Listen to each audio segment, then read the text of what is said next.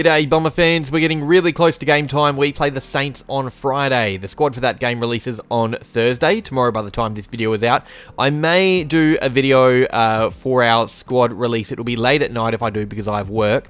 But really this just means us fans get treated to a little injury update from the club for the first time this year with this upcoming game. There is some good news with it, there is some bad news, there are some guys that will miss Friday's game despite being without a specific injury, so I'll talk about them. Really today's video is an injury update, but it's also an update of who will be missing on that Friday game against the Saints. So let's get into it, starting off with the guys who have the bigger injuries. Jaiden Hunter, short and sharp update here because there isn't too much going on.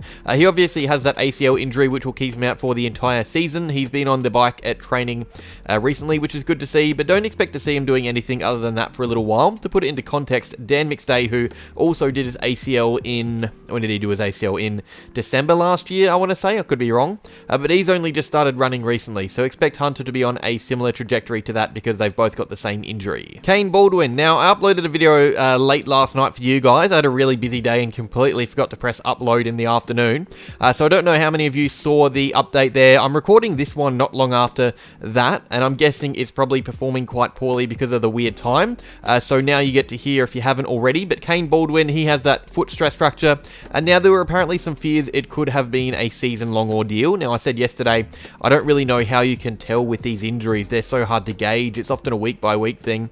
But in saying that, you can see the size and whatnot on MRIs, so the rumours may have been true, but there have been more rumours saying it could be faster than we expected, the return date. And now, I don't know what would have changed in a handful of days. I'm just saying what credible journos said on Twitter and whatnot. I personally don't think the club would have even put a time frame on the injury just yet. It's often something you get a time frame on once the recovery starts a bit. I remember my stress fracture lasted a long time because I didn't really manage it properly. I got the same injury as another teammate at the same time, and mine lasted about 3 times longer than his.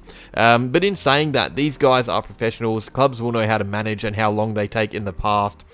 So a lot of news flying around with this one, but I think we just wait to see what happens in a few weeks once he has started making inroads. There is still nowhere near a time frame yet. It's way too early to tell. Tex Wanganeen, now he has started running again after that long-term foot injury. A lot of foot injuries going around at the club. This has been a long one to get back from. He won't be playing any minutes this pre-season. He is aiming for an early season return. Scooter McNeese on Twitter said that he spoke to him on training, I believe, and Tex said round 3 is the aim. So cheers for that little inside scoop there. If you haven't already, go give him a follow on Twitter, Scooter McNeese. No relation to Ben McNeese, I'm assuming, you never know. But Tex is tracking well, getting close to regular training, running really well it seems, looking a lot stronger in his body.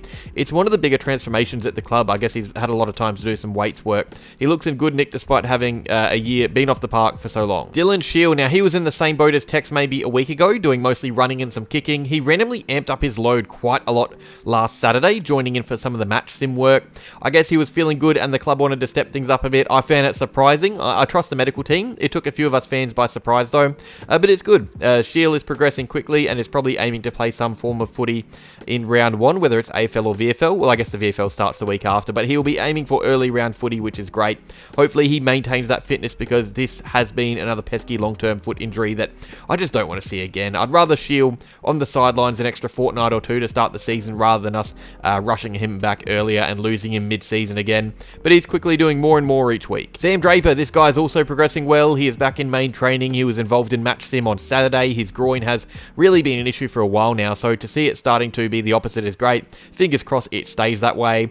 He's progressing towards round 1 footy. He won't play this Friday like the others I've named previously. No one in this video is going to play on Friday, but I think there is a slight chance that he is ready for that official practice match against Geelong. Now, it doesn't mean he will play. I doubt the club would risk him for a meaningless game, but round 1 is well and truly on the cards. That should happen. He's done really well to get to this stage. He'll continue training as he is and upping the loads unless something goes wrong, but all things in the right direction. Alrighty, now Jake Kelly, he's been really good this preseason. He unfortunately pulled up a bit sore after a recent training session. He noticed some hamstring tightness or hamstring awareness as it's called. He is aware of his hamstring. It is still there. Good news. But yeah, he has a bit of tightness. It seems like there is no no injury yet, no strain or tear, but because of the nature of this game, no premiership points, he won't be risked for Friday, so he's probably going to be back training really soon based on history. This is rarely a multiple week issue.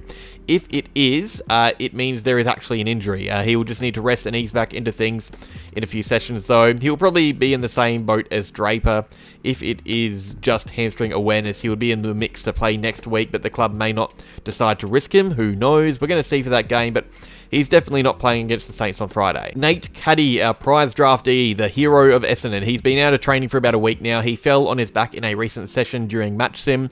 I think he may have played out the rest of the drill or session. Correct me if I'm wrong. I well could be. But he has since been rested just to avoid doing any proper damage. At this stage, it isn't really a proper injury, just some back soreness. Nothing really to worry about. He is going to be training in the hope to play in next week's pracky match against the Cats, so he's probably available for that. That is the view of the club. I know a few have been a bit worried, seeing him just doing laps and sitting out to the side of contact rules lately, but he will probably be back in action for next Friday's game, which is exciting. I think we all want to see him play. Ben Hobbs obviously has that AC joint injury, his shoulder. Really short-term injury, that one. He dodged a bullet, luckily. He only injured it last week, I think, but he's on track to play next week against the Cats. He has the fluoro cap on still, which indicates a player that is carrying a knock or injured like Hobbs is, needs to avoid contact, but the club is hoping he plays against Geelong.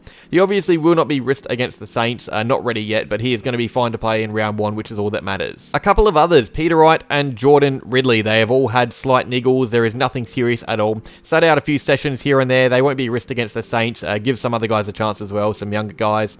But they will be fine to face the Cats next week and the Hawks in round 1. Touch wood. You guys better be touching wood right now, by the way. I got some comments from you saying you didn't cross your fingers. I told a few of you guys to give me 20 push-ups, and I hope you did that as well.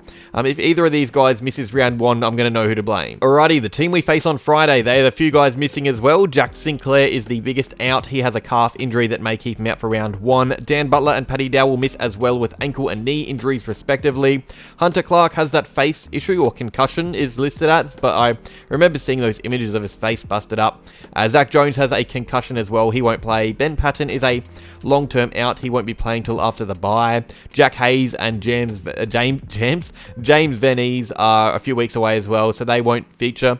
So both teams will be missing some good players on Friday. We'll see how that affects the quality of the game. But that's all. A quick injury update, some good news, some bad news, some in between. Keep in mind, a lot of these guys that are missing out on Friday are only missing out because it's a glorified training session, so don't worry about Ridley and Wright too much. But that's all. Like if you enjoyed it, subscribe to see more like it, and as always, go Bombers.